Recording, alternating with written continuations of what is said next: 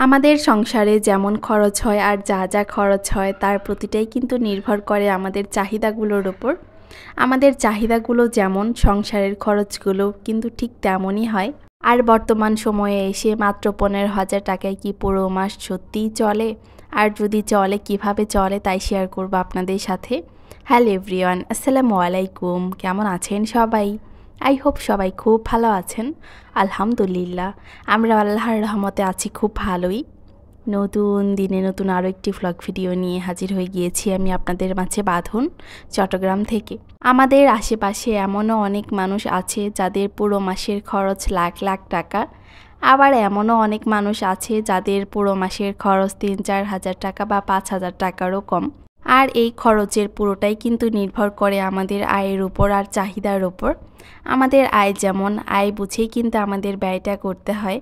আবার আয় অনুযায়ী যদি ব্যয় না করা হয় তাহলে কিন্তু সেই সংসারে আবার ঋণের পরিমাণও বেড়ে যায়।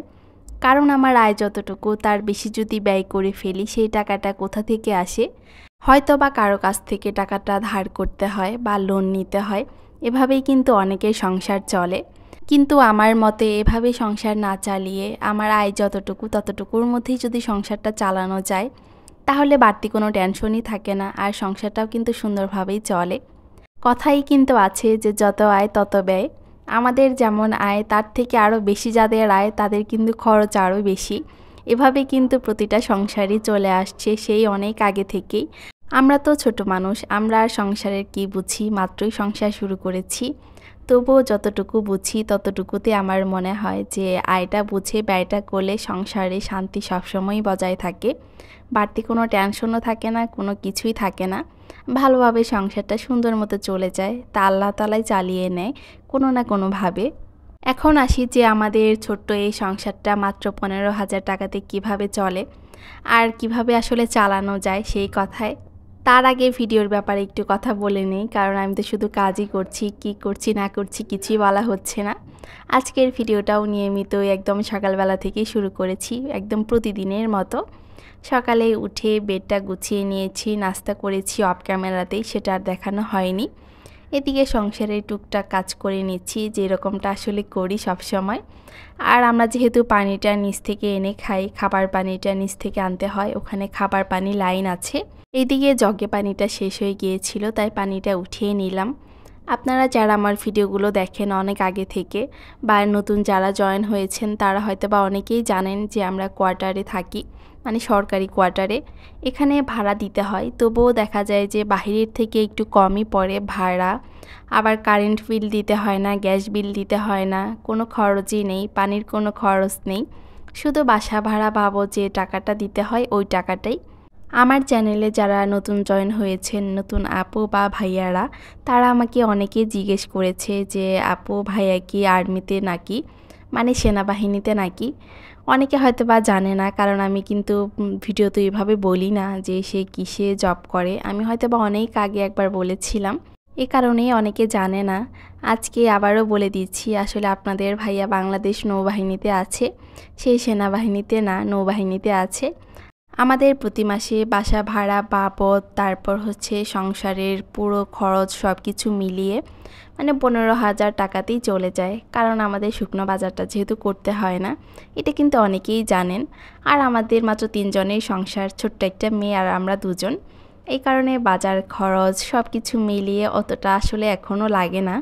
লাগবে যখন মেয়েটা বড় হবে, স্কুলে যাওয়া শুরু করবে, বাড়তি খরচ হবে তখন।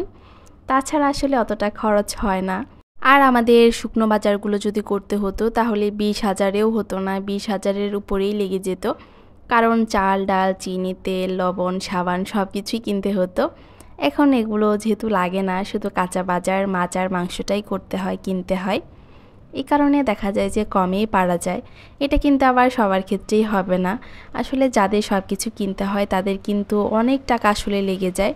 আরেকটা যেটা কথা সেটা হচ্ছে কেনা জিনিস মনে হয় তাড়াতাড়ি শেষ হয়ে যায়। আমার এটা মনে হয়, যখন আমি বাড়ি থেকে পোলাওয়ের চাল নিয়ে আসি তখন সহজে মনে হয় শেষ হয় না। আবার যখন পোলাওয়ের চালগুলো কিনে খাই, যেহেতু অন্য চাল কিনতে হয় না, আমি এই কারণে পোলাওয়ের চালের কথাই বলছি, তখন মনে হয় তাড়াতাড়ি শেষ হয়ে যায়। এরকমটা কিন্তু সবার ক্ষেত্রেই মনে হয় ঘটে, আমার ক্ষেত্রে যেমনটা ঘটে। আমাদের পুরো মাসের কাঁচা বাজার মাছ মাংস সব কিছু মিলিয়ে ৮-৯ হাজার টাকার মতো লেগে যায়।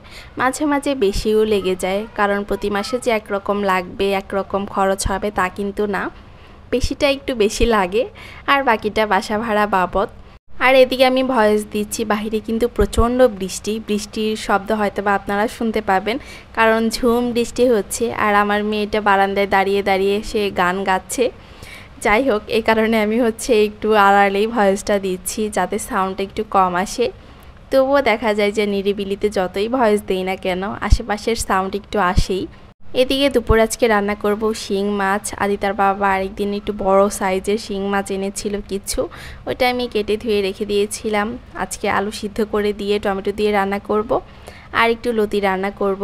আরেকদিন লতি এনেছিল আমি কেটে তারপরে ফ্রিজে রেখে দিয়েছিলাম গোছগাছ করে, সেটা শেয়ার করেছিলাম।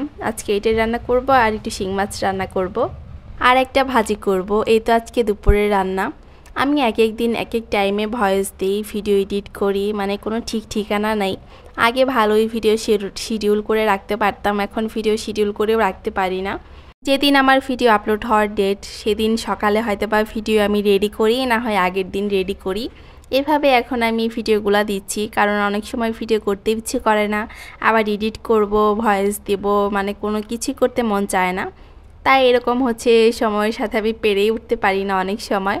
আগে ভালোই একটা দুইটা শিডিউল করে রাখা যেত, রাখতে পারতাম, এখন তা পারি না। এই তো ভাজি করে নিয়েছি। আদিতার বাবার একটু বেগুন ভাজি পছন্দ, এই চিকন বেগুনগুলো, মানে চিকন সাইজের যে বেগুনগুলো, ওগুলো নাকি তার কাছে বেশি ভালো লাগে আর ভাজির বেগুনের থেকে। আর আমার পটল ভাজি পছন্দ, দুইজনের জন্য দুই রকম করেছি অল্প অল্প করে।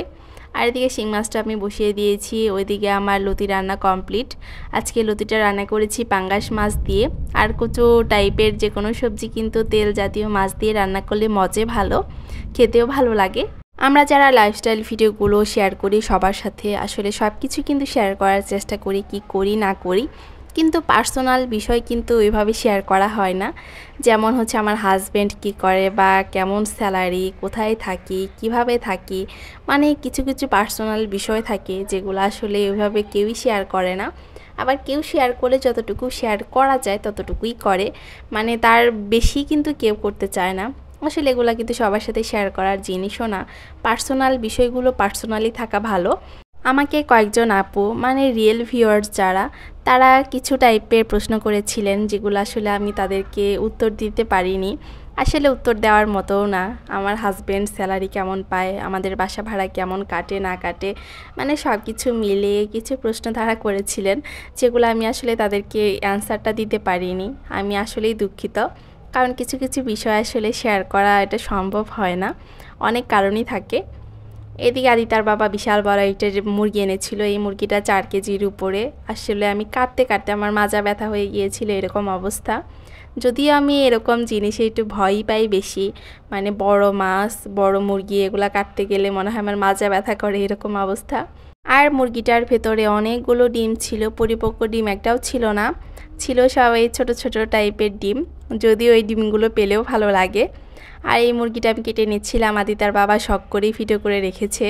সে মাঝে মাঝে এরকম আমার ক্যামেরাম্যান হয়ে যায় ইচ্ছে করেই, আমি যদিও বলি না যে ভিডিও করে দাও বা করো, সে ইচ্ছে করে আসে ভিডিও করতে। মাঝে মাঝে তার ফোন দিয়েই করে, আমাকে শেয়ার করে দেয়, আবার মাঝে মাঝে আমার ফোন দিয়ে করে। যাই হোক, একটু ভিডিও করে রেখেছিল, আমি বললাম যে থাক করতে হবে না, কি না কি আবার ভিডিওতে ক্লেম চলে আসে। পরে সে একটু সেফলি ভিডিও করেছিল। এই তো এদিকে আমার মুরগি কাটা শেষ, এখন আমি প্যাকেজিং করে রেখে দিব। এই একটা মুরগি কাটতে আমার 1 ঘন্টার বেশি সময় লেগেছে, যেহেতু বেশি একটু বড় মুরগি আর হাড়গুলো শক্ত টাইপের ছিল, কষ্ট হয়েছে অনেক। আর আজকের ভিডিওটি এ পর্যন্তই রাখছি। সবাই ভালো থাকবেন, সুস্থ থাকবেন। পরবর্তী ভিডিও দেখার জন্য আগে থেকে সবাইকে আমন্ত্রণ জানিয়ে রাখছি। আল্লাহ হাফিজ সবাইকে।